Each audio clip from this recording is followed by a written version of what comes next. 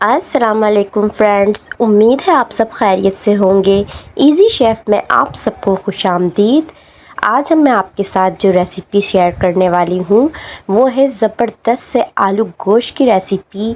और इसकी ग्रेवी कैसे बनती है, अक्सर लोगों से गलती हो जाती है कि प्याज और टमाटर साबुत नज़र आने लगते हैं शोरबे में। आज मैं आपको टिप्स और ट्रिक के साथ बताऊँगी ज़बरदस्त रेसिपी। आइए स्टार्ट करते हैं।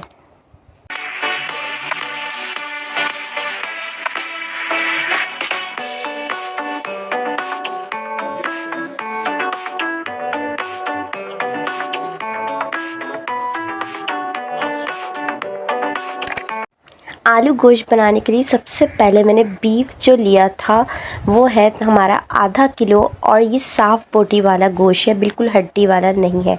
अगर आप चाहे तो हड्डी वाला भी ले सकते हैं। और मैंने प्याज जो ली है 4 अदद, इसको दरमियाने साइज़ की और मोटा मोटा कट कर लिया है प्याज को। और ये जो है टमाटर, इसके छिलके मैंने उतार लिए थे। और 2 अदद टमाटर हैं, ये दरमियाने साइज़ के कट कर लिए थे। अब सबसे पहले आप पतीली में ऑयल डाल दीजिए, 1 कप के करीब ऑयल अब डाल दीजिए। जब ऑयल गर्म हो जाएगा तो प्याज डालिए और इसको हल्का सा भून लीजिए। आपने बिल्कुल फ्राई नहीं करना, बस इसको हल्का सा इसका कलर चेंज करना है आपने प्याज का, और इसको भून लेना है। मीडियम फ्लेम आपने रखना है। जब प्याज इस तरीके की हो जाएगी तो इसमें हम बीफ शामिल कर देंगे और इसको भी थोड़ा सा फ्राई कर लेंगे बीफ को ऑयल में। और जब हमारा बीफ इस तरीके से हो जाएगा कलर, तो आपने लहसुन अदरक का पेस्ट 2 चम्मच शामिल कर देना है इसमें। और इसको भी अच्छी तरीके से आपने भून लेना है। इस तरह से गोश्त में अच्छी सी खुशबू आ जाती है। ये मैं आपको भंगार के चढ़ाने का स्टाइल बता रही हूँ।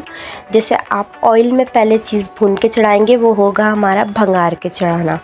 और फिर हम स्पाइसेस शामिल करेंगे। पिसी हुई लाल मिर्च हमने 1 चम्मच भर के डाल दी है।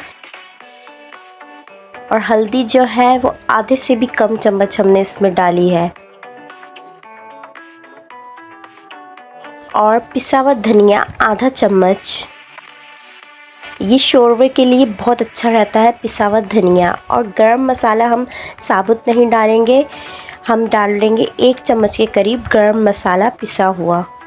और नमक जो है 2 चम्मच हमने इसमें डाल दिए हैं। ये पिसा हुआ धनिया जो हमने इसमें डाला है शोरबे के लिए बहुत ज़रूरी होता है। ये शोरबा हमारा ज़बरदस्त बनता है, ना ज़्यादा पतला होता है ना गाढ़ा। पिसे हुए धनिया से टेस्ट भी अच्छा आता है। ये मसाला भुन गया है तो हम इसमें टमाटर भी वो शामिल कर देंगे और इसको भी हल्का सा भून लेंगे। अब इसके बाद जो हमने गोश्त को भी गलाना है, तो इसमें हम पानी शामिल कर देंगे। इतना पानी डालेंगे इसमें कि गोश्त हमारा गल जाए। अभी देखें सब नज़र आ रहे हैं इसमें प्याज टमाटर। ये तेज़ आंच पे जब इसमें बॉयल आ जाएगा तो आंच को हमने स्लो कर देना है। और ये तकरीबन 1 से 1.5 या 2 घंटे में ये बीफ जो है गल जाएगा। तो आप इसको जो है ना कवर करके ढक के रख दीजिए स्लो आंच पे। आप बीच में 1 घंटे बाद भी चेक कर सकते हैं। बहुत सा ऐसा होता है कि गोश्त 1 घंटे में भी गल जाता है। तकरीबन 2 घंटे में हमारा गोश्त गल चुका था। अब मैं आपको चेक करके दिखाने लगी हूँ कि किस हद तक हमारा गोश्त गल गया है। ये देखिए पानी भी थोड़ा सा रह गया इसके अंदर। ये पानी ना हमने ज़्यादा खुश्क नहीं करना इसका, क्योंकि ये गोश्त की यखनी भी होती है, इसमें गोश्त हमारा गला हुआ होता है। बस हमने भुनाई करनी है थोड़ी सी। देखिए हम बोटी तोड़ के आपको दिखाते हैं चम्मच की मदद से। ये देखिए थोड़ी सी सख्ती से टूट रही है ये बोटी, तो ये बाकी आलू के साथ भी गलेगी। तकरीबन ये गल चुकी है। अब इसके बाद जो हमने थोड़ी से आंच को ना हमने तेज़ कर देना है। और तेज़ आंच पे ना आपने भुनाई करनी है इसकी। और चम्मच भी थोड़ा बहुत आप चलाते रहें ताकि आपके प्याज टमाटर जो है वो भी जो है ना इसमें भुन जाए, अच्छा सा पेस्ट बन जाए। और आलू मैंने इस तरीके से काट लिए थे, ये देखिए। इस साइज़ में। ये मैंने 4 पीस किए थे इसके एक आलू में से, ऐसे लंबे साइज़ में। अगर आप चाहें तो गोल साइज़ में, जैसे आपको ठीक लगे आप काट सकते हैं। अब इसमें हम देखें प्याज टमाटर जो है हमारे, वो अच्छे से चम्मच चलाने से भुन चुके हैं प्याज और टमाटर, ये देखिए। तो इसके अंदर अब हमने शामिल कर देना है आलू इस वक्त पे, क्योंकि अगर हम आलू भी इसमें डाल के भूनेंगे तो आलूओं में भी हमारा टेस्ट आएगा और मज़ेदार सा आलू गोश्त के मसाले का टेस्ट आएगा, यखनी का टेस्ट आएगा। ये देखिए आलू हमने इसमें डाल दिए हैं, आलू और 4 अदद हरी मिर्चें थी बड़ी वाली। और हम इसकी भी थोड़ी देर भुनाई कर लेंगे जब तक हमारा ऑयल अलग नहीं हो जाता। सिर्फ आपने 5 से 10 मिनट तक इसकी भुनाई करनी है। ये देखिए ऑयल इसका अलग अलग नज़र आने लग गया है और भुनाई हो गई है। तो अब हम इसमें सिर्फ 2 गिलास जो है पानी शामिल कर देंगे, आलू भी इसमें गल जाएंगे।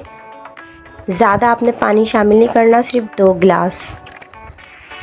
और अब इसमें हल्का सा बॉयल आ जाएगा, इसमें 1 चम्मच नमक हम और शामिल कर देंगे, क्योंकि हमने इसमें जो अभी पानी डाला था नमक हमारा फीका ना रह जाए, इसलिए इस शोरबे के लिए नमक हमने डाला है। ये देखिए ये बॉयल आ गया है, तो आपने आंच को स्लो कर देना है और आलू गलेंगे इसमें हमने स्लो आंच पे ढक के रख देना है हांडी को।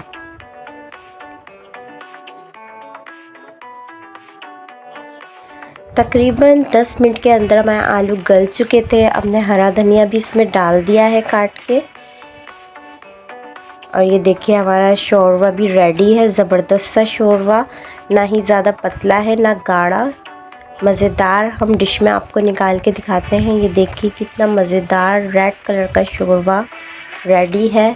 आप लोग ज़रूर ट्राई कीजिएगा घर में और कमेंट में फ़ीडबैक देना मत भूलिएगा। और अगर आपको मेरी रेसिपीज़ पसंद आती है तो मेरे चैनल को सब्सक्राइब कर लीजिए। मिलते हैं इंशाअल्लाह ताला अब नेक्स्ट रेसिपी के साथ। तब तक के लिए अपना ख्याल रखिएगा, दुआओं में याद रखिएगा। अल्लाह हाफिज़।